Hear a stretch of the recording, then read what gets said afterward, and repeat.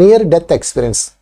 ఇది ఎందుకు ఈరోజు నేను ఎంపిక చేసుకున్నానంటే, చాలామంది తమ ప్రియమైన వాళ్ళని చనిపోయినప్పుడు వాళ్ళు అన్యాయం అయిపోయారనో, వాళ్ళు అలాగా శ్మశానంలో మట్టిలో ఉండిపోయారనో, లేకపోతే వాళ్ళు అయిపోయారు ఇట్లా గందరగోళం నుండి ఒక దుఃఖం తనుకుని వస్తుంది. వాళ్ళని తలుచుకొని వీళ్ళు అన్నం తినేటప్పుడు కూడా వాళ్ళు ఎలా ఉన్నారో అన్న ఒక బెంగ వస్తుంది. అదంతా పోవాలంటే మీరు తెలుసుకోవాలి. అందుకని ఫస్ట్ ఎన్డీఏ తెలుసుకోండి. నియర్ డెత్ ఎక్స్పీరియన్స్లోకి వెళ్ళి వచ్చిన వాళ్ళ అనుభవం ఇది. ఒకళ్ళు కాదు, ఇద్దరు, కొన్ని వందల మంది. ఓకే, ఆమె చెప్తుంది చూడండి. మళ్ళా ఒక పొడవైన చీకటి కొండ గుహలోకి వెళ్తున్నాను అంటే ఈమె ఫిజికల్ బాడీలో నుంచి బయటకు వచ్చేటప్పుడు కలిగిన అనుభవాలు. ఓకే, ఇక ఫిజికల్ బాడీతో పని లేదు, అది పక్కన పడిపోతుంది. ఒకనొక తరుణంలో ఆ కొండ గుహలు చూశాను. అవి పూర్తిగా నలుపు నుంచి బంగారపు నారింజ వర్ణంలోకి మారి వింత కాంతితో మెరుస్తున్నాయి. అదేదో ఆత్మలకు సంబంధించిన విషయంలాగా అనిపించింది, కానీ అదేమిటో నాకు తెలియదు, కానీ హాయిగా భద్రతగా ఫీల్ అయ్యాను. చూడండి ఆమె ఏం చెప్తుందో ఫ్రెండ్స్, ఇక్కడ చాలా ముఖ్యమైన పాయింట్. ఆమె ఏం చెప్తుందంటే, మనం జనరల్గా చనిపోయిన వాళ్ళని తలుచుకొని బాధపడేది ఇక్కడే. వాళ్ళు ఎలా ఉన్నారో, వాళ్ళు ఏం తిన్నారో, ఎక్కడ పడుకున్నారో, లేకపోతే వాళ్ళు ఇంకా చెప్పలేం, వాళ్ళు దెయ్యాలు అయిపోయారేమో, వాళ్ళు తిరిగి రారేమో, లేకపోతే వాళ్ళ జీవితం ఏమైపోయిందో, ఇలా గందరగోళ పడిపోతుంటాం. వీటన్నిటికీ ఆన్సర్, ఎందుకంటే మీ దుఃఖానికి కారణం అదే. వాళ్ళందరూ హాయిగా ఉన్నారంటే మీరు అసలు దుఃఖపడరు. వీటన్నిటికీ ఆన్సర్ ఇదిగో, ఇది ఎక్స్పీరియన్స్. ఆమె ఏం చెప్తుందో చూడండి. అందమైన పూలతోటలాగా ముందుగా ఇదేంట్రా ఎలా ఉంది అనుకున్నాను. వెంటనే ఉన్నట్లుండి నేను మరణిస్తున్నానని గుర్తించాను. ఒక్క క్షణం భయపడ్డాను. అంటే మరణించిన వారి అనుభవం ఇది. మీ వాళ్ళు మరణించినా ఇలాగే ఫీల్ అవుతారు, మనం మరణించి ఇలాగే ఫీల్ అవుతాం. ఓకే, అప్పుడు నేను ఒక స్వరం వినిపించింది, నువ్వు మృత్యుద్వారంలో ఉన్నావు అన్న వెంటనే మాట్లాడుతున్నది మృత్యుదేవత అని గుర్తించాను. మృత్యుదేవత అనగానే పెద్ద కూరలో పళ్ళు వేసుకొని, జుట్టు వేసుకొని, ఇలా గదలు పట్టుకొని సినిమాలో చూపించినట్లేదు. చక్క కోటు వేసుకొని ఒక వ్యక్తి కనిపించడానికి. ఆ కోటు ధరించిన వ్యక్తి నువ్వు మృత్యుద్వారంలో ఉన్నావు అన్నాడు. నేను వెంటనే అతను మృత్యుదేవత అని గుర్తించాను. ఆ విషయం అతను చెప్పలేదు, కానీ నేను తెలుసుకున్నాను. కొంచెం భయం కలిగించే విధంగా అనిపించింది, కానీ నువ్వు మృత్యుద్వారంలో ఉన్నావని చెప్పినప్పుడు అతను ఎంతో దయగా, ప్రేమగా, చూడండి ఆమె అనుభవం ఇదంతా దయగా ఉన్నట్లు అనిపించింది. నాకు భయం వేయలేదు, పైపెచ్చి ఎంతో కరుణతో నిండినట్లు అనిపించింది. నేను కొంచెమైనా భయపడలేదు. అతను ఎంతో దయగా ఉన్నాడు. అంతేకాదు, ఎంత సౌమ్యంగా, సామర్థ్యం కలిగి ఉన్నాడు. నమ్మకస్యం కాకుండా ఉంది. చూసారా, మనం ఏమి ఏడుస్తుంటాం, నాయనో దేవుడు అలా అయిపోయింది ఇలా అయిపోయింది అని చెప్పేసి మనం ఏడుస్తుంటాం. కానీ ఆమె ఏమంటుందో చూడండి. అసలు మృత్యుదేవతను చూసి ఎంత ప్రేమగా తను, రా బంగారు ఏంటి వచ్చావా నువ్వు, ఒక ఇంటికి వచ్చిన గెస్ట్ను పలకరించినట్టుగా ఆ వ్యక్తి పలకరించాడని ఆమె చెప్తుంది. మళ్ళీ ఇక్కడ ఇంకో పాయింట్ కూడా ఆమె చెప్తుంది. ఇదంతా నేను చదవడానికి చాలా టైం పడుతుంది కాబట్టి షార్ట్ కట్లో చెప్తాను. అంటే ఎప్పుడు అతనే ఉంటాడా అంటే ఉండడంట, మళ్ళీ మారిపోతుంటారంట. అంటే చాలామంది ఉంటారు, ఒకళ్ళు కాదు కదా మాస్టర్స్ అలాగా. సో ఇంకా చూడండి ఆమె ఏం చెప్తుందో. నేను అక్కడ ఇంకా కొన్ని నీడల్లా ఉన్న రూపాలను చూశాను. వాళ్ళు నాకు సహాయం చేయడం కోసమే అక్కడ ఉన్నారనిపించింది. ఆయన నన్ను ఇక్కడ ఉండాలనుకుంటున్నావా, వెళ్ళిపోదామనుకుంటున్నావా అని వారు అడిగారు. ఇది అండర్లైన్ చేసుకున్న పాయింట్ ఫ్రెండ్స్. మళ్ళా చెప్తున్నాను, చాలామంది దుఃఖంలో ఉన్న వాళ్ళకి ఇది బాగా ఉపయోగపడుతుంది. మా వాళ్ళు చనిపోయారు అని దుఃఖపడే వాళ్ళందరూ మరొక్కసారి వినండి. ఇది వాళ్ళు ఏమడుగుతున్నారంటే, అంటే ఇది మీ వాళ్ళే అనుకోండి, శరీరం నుంచి అంటే ఐసీయూలోనే హాస్పిటల్లో ఉన్నారు, ఇంక చనిపోలా, శరీరం నుంచి పైకి వెళ్ళారు. అక్కడ జరుగుతున్న డిస్కషన్ ఇది. ఇక్కడ ఉండాలనుకుంటున్నావా, వెళ్ళిపోదాం అనుకుంటున్నావా అని అడిగారు. ఇలా ప్రతి ఒక్కరిని అడుగుతారు. చాలా మంది నన్ను అడుగుతుంటారు, నన్ను అన్యాయం అయిపోయాను, మా ఆయన వదిలేశాడు, మా పిల్లడు వెళ్ళిపోయాడు అని. వాళ్ళకి నిర్ణయం తీసుకుని వెళ్తారు. వాళ్ళు మిమ్మల్ని అన్యాయం చేసి వాళ్ళు ఇష్టపూర్వకంగా వెళ్ళారు. వాళ్ళేమి భగవంతుడు లాక్కుపోయాడు, యమధర్మరాజు తోకకు తాడు కట్టాడు, ఎన్ని పచ్చి అబద్ధాలు, ఎన్ని పరిశోధనా పత్రాలు నేను చదువుతున్నాను. కనుక దయచేసి మీరు జ్ఞానాన్ని తెలుసుకోండి, కళ్ళు తెరుచుకోండి. ఓకే, ఉండడం అంటే వాళ్ళతో పాటు ఆత్మ తలలో ఉండడం, వెళ్ళడం అంటే వెనుక భూమికి వెళ్ళడం అని నాకు అర్థమైంది. ఆమె చెప్తుంది, నాకు అక్కడే ఉండిపోవాలనిపిస్తుంది, అందుకే ఉద్వేగంగా చెప్పాను నేను ఇక్కడే ఉంటాను అని. చూడండి, మనమేమో చచ్చావా దేవుడా, అన్యాయం చేసావా దేవుడా, నన్ను పట్టుకుపోయావా దేవుడా అని గుండెలు బాదుకొని ఏడుస్తుంటే, వాళ్ళేమో పైన అదవగోల ఇక్కడే ఉండిపోతాను, ఎంత హాయిగా ఉంది, ఎంత కూల్గా ఉంది, ఎంత కాంతిగా ఉంది ఈ లోకం, ఎంత ప్రేమగా ఉంది, మీరు ఎంత దయగా ఉన్నారు, అసలు మీ స్పర్శ ఎంత మధురంగా ఉంది, నేను బాను బాబా దరిద్ర లోకం అంటారంట. ఎవరో చనిపోవడానికి సిద్ధంగా ఉన్నవాళ్ళు. మనమేమో వాళ్ళ కోసం గోల పెట్టి మన జీవితాన్ని నాశనం చేసుకుంటాం. కొంచెం ఆలోచించండి. ఓకే, సరే. మళ్ళీ ఇంకేమంటుంది ఆమె చెప్తాను చూడండి. అప్పుడు నాకు మా అమ్మని చూపించి ఆమె గుండెలు బాదుకుంటూ ఏడుస్తుంది చూడు అని చెప్పారు. చూడండి, వాళ్ళు పైన ఉన్న వాళ్ళు కింద పంపించడానికి ప్రయత్నం చేస్తున్నారు. ఆమె ఇవాళ కాదు రేపైనా ఆమె కూడా వస్తుంది ఇక్కడికి, ఈ అద్భుత లోకానికి. అయినా సరే నేను ఉండాలనుకుంటున్నాను అని చెప్పాను. వాళ్ళేమో ఇల్లమ్మ మీ అమ్మ ఎడుతుందంటే వస్తుంది కదండి, ఆమె కూడా వస్తుంది, ఇంత దానికి ఎందుకంటే వెళ్ళాలి, నో అంతే. ఒకటోసారి నా భర్తని చూపించి అతను ఏడుస్తూ నేను ఆమెను అంత గాఢంగా ప్రేమించిన విషయం నాకే తెలియదు అని నెత్తి బాదుకుంటూ ఏడుస్తున్నాడు. ఇక్కడ విచిత్రం ఏంటంటే బతికున్నప్పుడు మొగుడు పట్టించుకోడు, చచ్చిపోయాక గుండెలు బాదుకొని ఏడుస్తుంటారు. మానవులందరూ అంతే, బతికున్నప్పుడు ఎవరూ పట్టించుకోరు, ఏదో ఉందలే అన్నట్టుంటారు. పోయేటప్పుడు మాత్రం గోల పెడతాం. ఇది సహజమే కదా. ఇది చూపించి అడుగుతున్నారు, నీ భర్త చూడు ఎంత ఏడుస్తున్నాడో, వెళ్తావా అని. అప్పుడు ఆమె ఏం చెప్పిందో చూడండి. ఆ క్షణంలో మా పెళ్లి జరిగిన సందర్భం గుర్తు చేసుకున్నాను. అతనికి చాలా బాధగా ఉందని తెలిసినా నేను మాత్రం ఉండిపోదాం అనుకుంటున్నాను. రెండోసారి చెప్పింది. తల్లిని చూపించారు, భర్తను చూపించారు, అయినా సరే ఆమె అలాగే అంది. కొంచెం సేపట్లో అందరూ అక్కడికి చేరుకోవాల్సిన వాళ్ళే. ఇవాళ గత రేపు గత ఎల్లుండి నేను వెళ్ళనని ఖచ్చితంగా తెలియజెప్పాను. అప్పుడు అతను, ఇప్పుడు నీ పిల్లలు బాగానే ఉన్నారు కానీ వాళ్ళు ఎదగవలసినంత ఎదగలేదు అని అన్నారు. అప్పుడు కూడా నేను ఇక్కడే ఉండాలనుకుంటున్నాను. మూడోసారి తల్లిని చూపించినా నో అందే, భర్తను చూపించినా నో అందే, పిల్లల్ని చూపించారు, నీ పిల్ల అంత ఎదగలేదు కదమ్మా ఎల్లు అన్నా, లేదండి నేను ఇక్కడే ఉంటాను, చాలా బాగుంది, వాళ్ళందరూ వస్తారు కదండి అని అనుకుంది. అప్పుడు వాళ్ళు ఏమన్నారో చెప్తుంది చూడండి. అప్పుడు మృత్యుదేవత ఫైనల్గా తన నిర్ణయం చెప్పింది. ఇప్పుడు నువ్వు నీ పిల్లల దగ్గరగా ఉండవలసి వస్తుంది అని అన్నారు. అంతే, అంచుకు చేరువలో ఉండాలన్నమాట అని నాకు అర్థమైంది. అంటే అర్థమైందా మీకు ఫ్రెండ్స్? మృత్యుదేవత ఏమందంటే, అంటే పైన ఉన్న మాస్టర్స్ ఏమంటారంటే, వెరీ గుడ్, నువ్వు ఇక్కడే ఉంటావు కదా, అంటే నీ బాధ్యతలు పూర్తి కాలేదు, నీ పిల్లలు ఇంకా మీ భర్త మీ అమ్మగారు మీ నాన్నగారు నేను వదిలి, ఓకే, మీ పిల్లలు చిన్నపిల్లలు, వాళ్ళకి నువ్వు అంచులో ఉండి మార్గదర్శకం చేయాలి. ఇది రూల్. అక్కడ ఎవడైతే ఇక్కడ వదిలేసి వెళ్ళిపోయాను ఒండ్లు బాదుకుంటున్నారో వాళ్ళందరికీ వాళ్ళ మార్గదర్శకం ఉండాలి. అంటే ఆమె అక్కడ నుంచొని ప్రతిసారి తన పిల్లలకు కలిగే అవకాశాలు అవసరాలు అన్నీ చూస్తూ ఉండాలి. అది రూల్ అనమాట.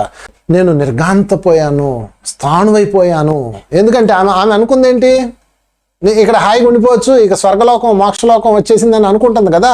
అక్కడ అంత సినిమా లేదు. ఇప్పుడు నువ్వు ఇక్కడ ఉండి నువ్వు నీ పిల్లలకి మార్గదర్శనం చేయాలని చెప్తున్నారు. అంతే, సత్తిపోతే హాయిగా ఉంటాం అనుకుని సర్దాం అనుకున్నారు. అంత సినిమా లేదు. బతికున్న వాళ్ళకి కాపలా కాయాలి. ఇది గుర్తుపెట్టుకోండి. సత్య బోని యాదవ జీవితం ఆత్మ చేసుకుంటే పోయా అనుకుని చాలా మంది చచ్చారు కదా, వాళ్ళందరూ మార్గదర్శకంలో కూర్చోవాలి. ఎవడైతే తమ బాధ్యతను వదిలేసి వెళ్ళిపోయారో వాళ్ళందరూ డ్యూటీ ఇదే. ఇది రియల్గా జరిగింది మై డియర్ ఫ్రెండ్స్. నేనేదో కల్పించి చెప్పట్లేదు. నేను చెప్తే మళ్ళీ మారుతుందేమని చెప్పేసి వాళ్ళ రిపోర్ట్ నేను చదువుతున్నాను నా స్క్రీన్ మీద నుంచి. మళ్ళీ ఏముంటుందో చూడండి. నేను కోరుకున్నది అది కాదు, నేను కేవలం ఆనందలోకాన్ని చేరి జ్ఞానం తెలుసుకోవాలనుకున్నాను. అయితే అక్కడ నేను నా పిల్లలని చూసుకోవాల్సిందని ఖచ్చితంగా చెప్పారు.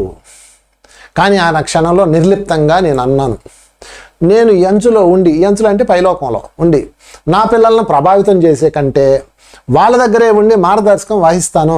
నా బాధ్యతలను ఈ వైపు నుంచి పరిష్కరించడం కంటే, ఈ వైపు అంటే ఆ లోకంలో నుంచి పరిష్కరించడం కంటే అక్కడ ఉండడం మేలు, నేను వెనక్కి వెళ్తాను అని చెప్పాను. నా నిర్ణయానికి వాళ్ళంతా హర్షిస్తున్నారు. కానీ నిజానికి అక్కడేమి తీర్పులు ఆక్షేపంలో నిషేధాలు లేనే లేవు.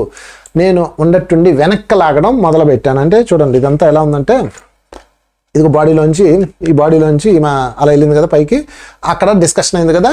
ఇప్పుడు ఏమవుతుంది, మళ్ళీ వెనక్కి లాగడం మొదలైంది. ఎప్పుడు తిని నిర్ణయం తీసుకున్నప్పుడు. అంతేగాని నిన్నెవడో తోసేడు, నిన్నెవడో లాగాడు. ఇది గుర్తుపెట్టుకోండి.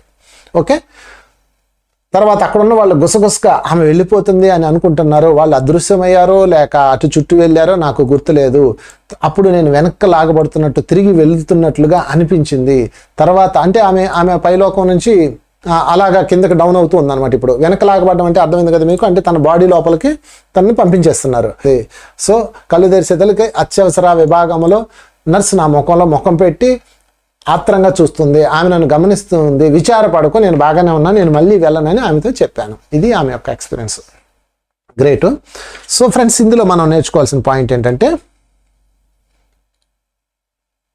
ఈమె రిగ్రెషన్ ద్వారా ఇన్ఫర్మేషన్ తీసుకొచ్చారు డాలరీస్ గారు. ఇందులో తెలుసుకోవాల్సిన పాయింట్ ఏంటంటే, మనిషి మరణించిన తర్వాత చక్కగా ఉన్నత లోకాలకు వెళ్తాడు. ఉన్నత లోకాలకు వెళ్ళిన తర్వాత మరలా తిరిగి వాడు తన జీవితంలో మరలా అక్కడ ఉండాలా ఇక్కడ ఉండాలని నిర్ణయం తీసుకుంటారు. ఇది బాగా అర్థమైంది. ఇప్పుడు ఒక్కసారి మీ జీవితాలని గుర్తుపెట్టుకోండి ఫ్రెండ్స్. నేనేం చెప్తున్నానంటే, ఎవరైతే మీ వాళ్ళు చనిపోయారో, అన్యాయం అయిపోయారు, వాళ్ళ జీవితం అంతా కష్టం అయిపోయారు, వాళ్ళ జీవితం అంతా ఇలా బాధపడకండి, వాళ్ళు ఇష్టపూర్వకంగా వెళ్ళారన్న విషయం మీరు బాగా గుర్తుపెట్టుకోండి మై డియర్ ఫ్రెండ్స్. వాళ్ళు ఇష్టపూర్వకంగా వెళ్ళారు, ఈ విషయం మీరు మర్చిపోకండి. ఇది కూడా నేను ఎలా చెప్తానంటే, ఈ మధ్య నేను చేసిన పరిశోధనలో చెప్తా. ఒక అబ్బాయి ఉన్నాడు, 20 సంవత్సరాల అబ్బాయి. వాళ్ళ అమ్మ చాలా బాధపడుతోంది, చనిపోయాడు. 20 సంవత్సరాల అబ్బాయి కోవిడ్లో చనిపోయాడు. సరే అమ్మా, దీనికి ఒక ప్రాసెస్ నేను లాస్ట్లో చెప్తాను. మీరు సెల్ఫ్గా హిప్నటిస్ట్ దగ్గరికి వెళ్ళకుండా మీరు సెల్ఫ్గా వెళ్ళి మీ యొక్క బిడ్డతో మాట్లాడచ్చు. అలాగా ఆమె చెప్తే ఆమె ఏం చేశారంటే, అలా చూస్తే ఆ అబ్బాయి ఏం చెప్పాడంటే, ఎందుకురా నాన్న నువ్వు వెళ్ళిపోయావు, మమ్మల్ని అందరిని వదిలేసి ఒంటరివాడావు అంటే, ఆడేమన్నాడు తెలుసా, వెళ్ళిపోక ఏం చేయమంటావు నన్ను, ఏం చేయమంటావు, నా శరీరము ఆల్రెడీ సగం పాడైంది, ఓకే, లంగ్స్ పాడైనాయి, కిడ్నీలు ఎఫెక్ట్ అవుతాయి, పైగా నాకు చూపించారు నీ భవిష్యత్తులో నీకు ఇదిగో ఇది ఉంటుంది, ఇది ఉంటుంది, ఇది ఉంటుంది, ఈ ఛాలెంజెస్ ఎదుర్కొంటావా లేకపోతే మళ్ళీ కొత్త శరీరం తీసుకెళ్తావా అని అడిగారు. నేను ఆ డొక్కు శరీరంతో ఉండను, నేను మరలా కొత్త శరీరం తీసుకొని మరలా మా ఇంట్లో మా చెల్లెలు కడుపును పుడతాను అని చెప్పానమ్మా అని అబ్బాయి చెప్పాడు. అప్పుడు ఆ తల్లి శాంతించింది. ఇలాగా మరణించిన మీ వాళ్ళందరికీ ఒక అద్భుతమైన కారణం ఉంటుంది. ఇష్టపూర్వకంగా సంతోషంగా వాళ్ళందరూ అలా వెళ్ళారన్న విషయం మీరు గుర్తుపెట్టుకోండి ఫ్రెండ్స్. నియర్ డెత్ ఎక్స్పీరియన్స్ అంటే వెళ్ళి వచ్చిన వాళ్ళ గురించి మనం తెలుసుకున్నాం. అసలు వెనక్కి రాని వాళ్ళు ఎవరు ఉన్నారో వాళ్ళ గురించి తెలుసుకుందాం. వెనక్కి రాని వాళ్ళు కొంతమంది ఉంటారు కదా, వాళ్ళు ఏమన్నీ అయిపోయారో, ఏ నరకంలో ఉన్నారో, వాళ్ళు ఏం తింటున్నారో, ఏం తాగుతున్నారో, ఈ బాధలు ఉంటాయి కదా, వాళ్ళకి ఫస్ట్ ఎవరు ఉంటారో చెప్తాను చూడండి. అంటే ఈ దశ దాటి ఇంకొంచెం ఆత్మ ముందుకు వెళ్ళినప్పుడు ఏముంటుంది, ఇది మీకు అర్థమైనా చెప్పాలంటే, ఈ డాలరస్ కెనాన్ గారు ఇక్కడ ఉన్నారు. ఒక వ్యక్తిని పడుకోబెట్టి బ్యాక్ తీసుకెళ్లారు. బ్యాక్ తీసుకెళ్తే ఆ ఎన్డీఏ ఎక్స్పీరియన్స్ చెప్పారు, అంటే అంతకుముందు జరిగింది చెప్పారు. ఇంకొక వ్యక్తి ఇంకొక పేషెంట్ని అలాగ పడుకోబెట్టి నీ గతంలోకి తీసుకెళ్ళి గతంలో ఆశ్లోకంలో అక్కడికి వెళ్ళి అక్కడ ఏముందో ఇన్ఫర్మేషన్ తీసుకొచ్చి రికార్డ్ చేసింది ఆమె. ఈ వ్యక్తి చెప్తుంది, రిగ్రెసీ అంటారు వీళ్ళని, అంటే అక్కడికి వెళ్ళిన వాడిని అనమాట. కెనాన్ గారు అడుగుతున్నారు, అయ్యా రక్షక దేవదూతలో, రక్షక ఆత్మలో, లేకపోతే ఇప్పుడు మన సాంప్రదాయ కథల్లో ఏమింటాము, యమధర్మరాజు వస్తాడు, పైనుంచి విష్ణుమూర్తి దేవదూతలు వస్తారు, శివభక్తులకి అయితే శివభక్తులు వస్తారు, ఇలా మనం చెప్పుకుంటాం కదా, అలా ఉంటారా, నిజంగా ఉన్నారా అని అడిగారు ఆమె.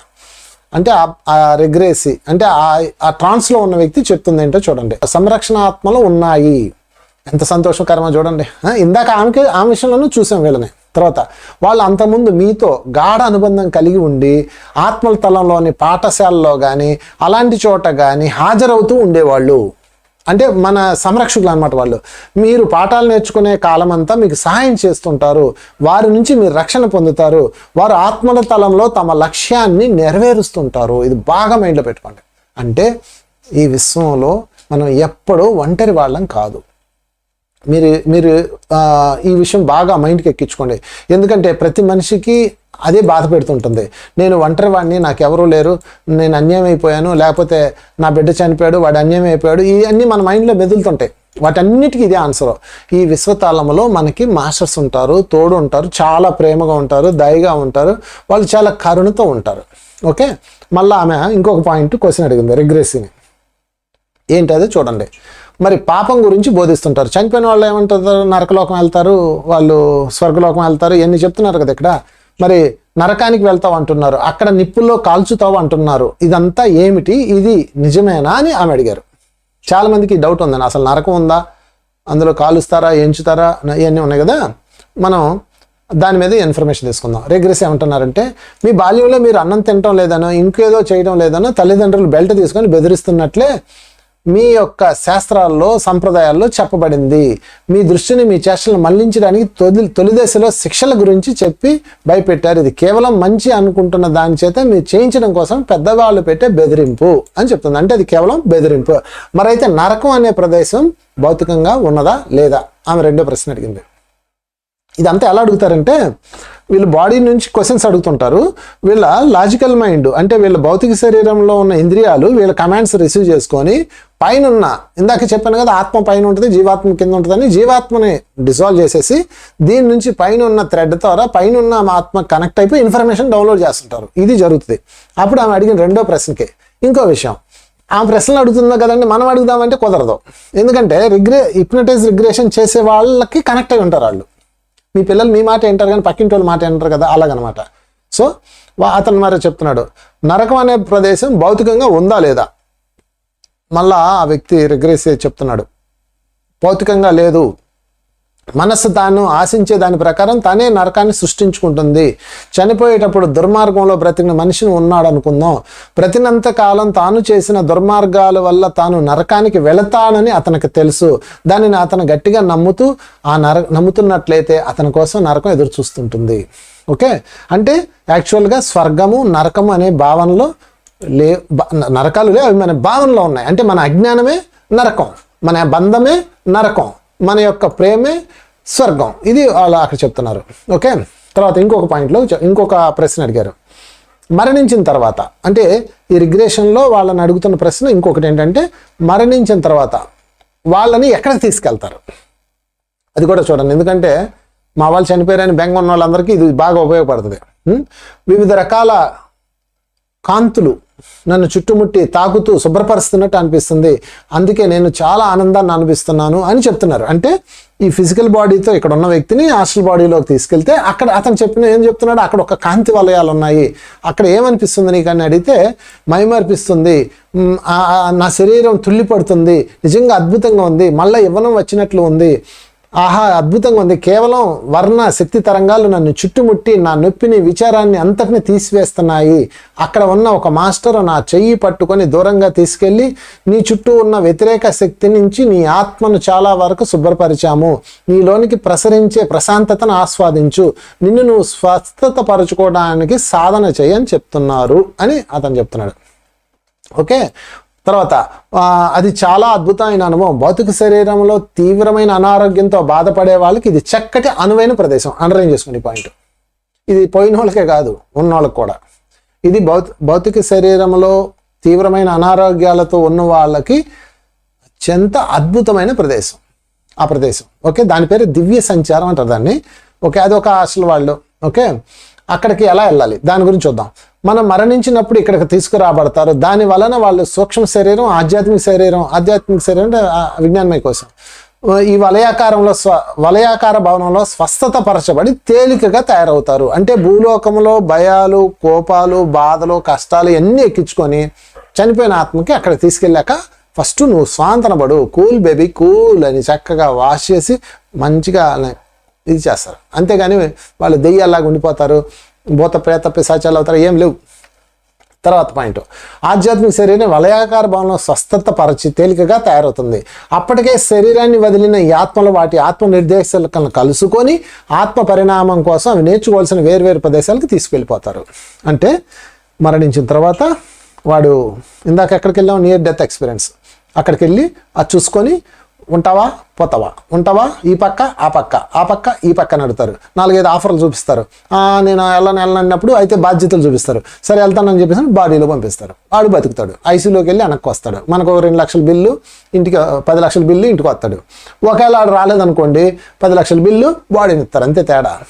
చక్కగా పైలోకాలకి వెళ్ళిపోతాడు. పైలోకాలకి వెళ్ళిన తర్వాత ఇక్కడ తీసుకొస్తారు, ఒక కాంతి వలయాల్లో పెట్టి వాళ్ళని క్లీన్ అవుట్ చేస్తారు. ఇది ఇక్కడ జరిగేది. కనుక చనిపోయిన వాడి పని సుఖంగా ఉందన్న విషయం బాగా గుర్తుపెట్టుకోండి ఈ పరిశోధన రిపోర్ట్ల ఆధారంగా. తర్వాత ఇంకొక పాయింట్, ఈ ప్రదేశానికి భూమి మీద ఇంకా బ్రతికున్న వాళ్ళు వెళ్ళవచ్చా అని ఆమె అడిగింది రిగ్రెసి. చూడండి, ఇది మన కోసం అడిగినట్టుంది. ఈ ప్రదేశానికి ఏది ఆ జలతారు కాంతులు, ఆ వజ్ర వైడూర్యాల కాంతులు, ఆ వర్ణాలు, ఆ భవనానికి వెళ్ళొచ్చా అని అడిగితే ఆయన ఏం చెప్తున్నాడు చూడండి. అవును, సూక్ష్మ శరీర అక్కడ ఉన్న మాస్టర్తో కనెక్ట్ అయింది. అవును, సూక్ష్మ శరీర యానంలో చాలామంది అవకాశాన్ని ఉపయోగించుకునే శక్తి కలిగి ఉంటారు, కానీ వాళ్ళు ఉపయోగించుకోరు. జన్మ తీసుకొని బ్రతికున్న ఆత్మలకు సేవ చేయడం కోసమే మేము ఇక్కడ ఉన్నాం. అండర్లైన్ చేసుకోండి మై డియర్ ఫ్రెండ్స్, చాలా ఇంపార్టెంట్ పాయింట్ ఇది. అనారోగ్యంతో ఉన్నవాళ్ళు, మానసిక బాధల్లో ఉన్నవాళ్ళు, ఆర్థిక బాధల్లో ఉన్నవాళ్ళు, ఎవడైనా సరే ధ్యానం చేసినప్పుడు ఎందుకు తగ్గిపోతుంది? ఇదే కారణం. వాళ్ళు సూక్ష్మ శరీరంలోంచి స్థూల శరీరం నుంచి బయటకు వచ్చి చక్కగా ఆ భవనంలోకి వెళ్ళి ఫుల్గా ఛార్జ్ అయ్యి ఫుల్ ఎనర్జీ పొంది మళ్ళీ కిందకు వచ్చి కళ్ళు తెరుస్తారు. అబ్బా చాలా బాగుందిరా ధ్యానం చేస్తే ఏంటో అంటారు, అది కారణం. ఓకే, దానికోసమే మేమున్నది, అక్కడ వాళ్ళు మాస్టర్స్ ఉన్నది. అందుకే వాళ్ళు రావడానికి ఇష్టపడితే మేము వాళ్ళని ఆనందంతో ఆహ్వానిస్తాం. స్వస్థత పరచడంలో ఒక ప్రేమ శక్తి ప్రవాహం ఎప్పుడూ ప్రవహిస్తూ ఉంటుంది. ఇది ఒక అద్భుతమైన ప్రేమతో నిండిన స్థలం. ఒక వైద్యశాలలా ఉండదు. ఇది ఒక సుందర దేవాలయం లాంటిది. ఈ గుండ్రని గోడం పైన రత్నాల కిటికీలు ఉన్నాయి. 5-6 అడుగుల ఎత్తులో వివిధ రంగులతో రత్నాలతో తయారు చేయబడి ఉంటాయి. వాటి లోపలికి మీరు వచ్చి ఆ కాంతి పుంజాలను ఆనందంతో స్వీకరించి మీ యొక్క చైతన్యాన్ని వృద్ధిపరచుకోండి. ఇది సుడులు తిరుగుతూ ప్రసరిస్తూ మిమ్మల్ని శక్తితో చుట్టుముడుతుంది. మేము మీకోసమే ఎదురు చూస్తున్నాము అని అక్కడ ఉన్న మాస్టర్ చెప్పారు. ఏమికే రిగ్రెసి ద్వారా ఆత్మలోకంలో మళ్ళా తిరిగి రావడానికి ప్రణాళికలు అందించే మాస్టర్స్ గురించి తెలుసుకున్నాము. ఇంకా ముందుకెళ్ళి మనము ఆ కాంతి వలయాల్లో స్వస్థత పొందే ఆత్మల గురించి తెలుసుకున్నాము. వాళ్ళకే కాదు, బతికున్న వాళ్ళకు కూడా అవకాశం ఉన్నదని మనం ఈ పరిశోధనల ఆధారంగా మనం తెలుసుకున్నాము. ఇక చివరగా ఇదంతా చేయాలంటే ఏం చేయాలి? సింపుల్.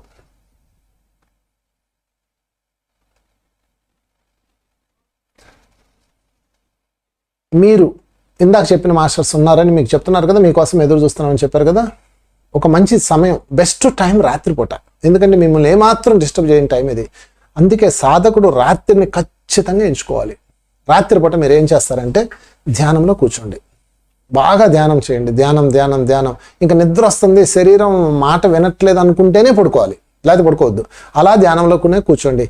కూర్చున్న తర్వాత బాగా డీప్ మెడిటేషన్లోకి వెళ్ళిన తర్వాత మీరు మీ మనసుకు నచ్చిన మాస్టర్స్ని, మహాతార్ బాబాజీ అవ్వచ్చు, ఎవరైనా అవ్వచ్చు, నాకు మార్గదర్శకం చెయ్యండి, నాకు శక్తి క్షేత్రాలకు తీసుకెళ్ళండి అని చెప్పండి. అప్పుడు మిమ్మల్ని శక్తి క్షేత్రాలకు తీసుకెళ్తారు. ఇందాక చెప్పిన అక్కడ హీలింగ్ పవర్స్తో మీ బాడీని హీల్ చేస్తారు. మరలా మిమ్మల్ని తీసుకొచ్చి దింపుతారు. ఇంతవరకు guarantee, free, no ticket charges, no other things. Okay. ఇక రెండోది అంటే స్వస్థతపరచుకోవటం, ఫిజికల్ బాడీని స్వస్థతపరచుకోవడం. ఎవరి సహాయం లేకుండా మీరే చేసుకోవచ్చు ఇది. ఓకే. సో మీరైతే మాత్రం మాస్టర్స్ని రిక్వెస్ట్ పెట్టుకోవాలి. చాలా వినయంతో, ప్రేమతో అడగండి, విశ్వాసంతో అడగండి. నన్ను తీసుకెళ్ళి నాకు ఆ శక్తి వలయాల్లో పైలోకంలో ఉన్న కాంతి శక్తి కిరణాలని నాలో నింపండి అని కోరుకోండి. అదేమి ఇక్కడికి రాదు, మీరే వెళ్తారు అక్కడికి. చాలామంది అదంతా ఇక్కడికి వచ్చేస్తుంది, నా లోపలికి ఎనర్జీ వస్తుంది అంటారు. మీ లోపలికి ఏమి రాదు, మీరు అక్కడికి వెళ్ళి నింపుకొని మళ్ళీ వస్తారు. ఇది పాయింట్. సెల్ఫ్ ట్రీట్మెంట్ ఇదంతా. ఎవరు కాల్ చేయొచ్చు, ఇది పెద్ద కష్టమేం కాదు. దీనికోసం మంత్రాలు చదవక్కర్లా, హిప్నోటైజర్ దగ్గరికి వెళ్ళి డబ్బులు ఖర్చు పెట్టుకోకర్లా, ఏం అక్కర్లా. మీకు మీరు చేయాలన్న తపన ఉంటే వస్తుంది. ఎందుకంటే మీ దగ్గర అంత శక్తి ఉంది కనుక. ఫ్రెండ్స్, ఈ రిగ్రెషన్ని ప్రాక్టీస్ చేయండి. మీరు సొంతంగా ప్రాక్టీస్ చేసుకొని మీకున్న బ్లాక్స్ ఏవైతే ఉన్నాయి అన్నీ డిజాల్వ్ చేసుకోండి. అన్నిటికన్నా ముఖ్యమైనది అనారోగ్యాల కారణాలు తెలుసుకోండి. మీకు ఇప్పుడు శారీరక బాధలు, మానసిక బాధలు, ఆర్థిక బాధలు ఉన్నాయా, ఇంకా వెనక జన్మలోకి వెళ్ళి అక్కడ కూడా చూసుకోవచ్చు. అంటే గతంలోకి వెళ్ళచ్చు, గత జన్మకి అంటే ఈ జన్మకి గత జన్మకి మధ్యలో ఉన్న స్పేస్లోకి వెళ్ళచ్చు, మళ్ళీ గత జన్మలోకి వెళ్ళచ్చు, మళ్ళీ ఇంకా జన్మలోకి వెళ్ళచ్చు. మీ ఇష్టం ఎక్కడికైనా పోవచ్చు. ఏం చేయాలి మళ్ళీ ఒకసారి చెప్తున్నా. మధ్యరాత్రిలో సడన్గా ఎప్పుడు మెలకు వస్తే అప్పుడు లేచి కూర్చోండి. పడుకునే ముందు ధ్యానం చేయండి. మధ్యరాత్రిలో మెలకు వచ్చినప్పుడు లేచి కూర్చొని 10 నిమిషాలే, పెద్ద కష్టం కూడా లేదు, 10 నిమిషాలు ధ్యానం చేసి మీకేం కావాలనుకుంటున్నారో అది మనస్ఫూర్తిగా అడిగి, దీన్ని నేను ఎలా దాటాలి, నాకు మార్గదర్శకం ఇవ్వండి మాస్టర్స్ అని అడిగి, మళ్ళీ 10 నిమిషాలు ధ్యానం చేసి హాయిగా నిద్రపోండి. ఇక్కడ హిప్నోటైజ్ చేసేది అదే కదా, మిమ్మల్ని నిద్రపరచడమే కదా, ఇంకేమైనా చేస్తారా? అదేది మీరు చేయండి. ఆ డీప్ స్లీప్లో మీకు అద్భుతమైన అనుభవాలు వస్తాయి. వాటిని మెలకు వచ్చిన తర్వాత గుర్తుపెట్టుకొని మళ్ళీ ధ్యానంలో కూర్చొని దాన్ని డిజాల్వ్ చేసేయండి. అక్కడ ఉన్న బ్లాక్స్ అలా అలా అలా అలా కరిగిపోతాయి. ఇలాగ సెల్ఫ్ ప్రాక్టీస్ చేయండి మై డియర్ ఫ్రెండ్స్. చక్కగా మీ గత జన్మపు NDEలు, నియర్ డెత్ ఎక్స్పీరియన్స్లు చూసుకోండి, మీ గత జన్మపు రుణాలు చూసుకోండి, మీ గత జన్మ కారణాలు చూసుకోండి, మీ గత జన్మకి ఈ జన్మకి మధ్యలో కాలంలో జరిగిన సంఘటనలు చూసుకోండి. మొత్తం మీ చేతిలోనే ఉంది రిగ్రెషన్. దీనికోసం మీరు పెద్దగా కష్టపడక్కర్లేదు. హ్యాపీగా మీకు మీరు చెప్పుకుంటూ ధ్యానంలో, ఆ ధ్యానం ద్వారా ట్రాన్స్లోకి వెళ్ళి చక్కగా ఎన్ని చూసి మళ్ళీ మెలకు వచ్చిన తర్వాత హ్యాపీగా మీరు దాన్ని అనాలిసిస్ చేసుకొని మీకు మీరే, ఓహో అది జరిగిందా, అందుకే నాకు అలా కనపడింది అని అనాలిసిస్ చేసుకొని దానిని డిజాల్వ్ చేసుకోండి. డిజాల్వ్ చేసుకోవడం కూడా మీరే చేయాలి. డిజాల్వ్ ఎలా చేయాలంటే, ఫర్ ఎగ్జాంపుల్ ఇందాక చెప్పిన కథలో ఒక అమ్మాయికి నీట్ అంటే భయం అని చెప్పాను కదా, మెలకు వచ్చింది. మెలకు రాగానే వెంటనే ధ్యానంలో కూర్చొని మళ్ళా నీళ్ళల్లో ఈతున్నట్టు, మళ్ళా మునిగిపోయినట్టు, మళ్ళా ఆ ఊపిరి ముక్కులో నీరు ముక్కులోకి వెళ్ళిపోయినట్టు, అంతేగా ఓ అబ్బా దీనికి ఎంత టెన్షన్ పడాలని నీకు నువ్వు చెప్పుకోవాలి. అప్పుడు చక్కగా కొన్ని రోజులకి అదంతా మాయమవుతుంది. సో దీని మీద చేసుకోవాలి. ఎందుకంటే ఇక్కడ ఎవరికి వారే దిక్కు, అప్పో దీపో భవ, ఎవరిని వారే ఉద్ధరించుకోవాలనే సిద్ధాంతం మీదే మనం ఉన్నాం. కాబట్టి మీకు మీరు ప్రాక్టీస్ చేసుకొని మీ ధ్యానంలో కలిగిన అనుభవాలని విశ్లేషించుకొని, మీ కళలో వచ్చిన అనుభవాలను విశ్లేషించుకొని మీరు రిలీజ్ అవ్వాల్సిందిగా కోరుచున్నాం. Thank you very much my dear friends. Bye.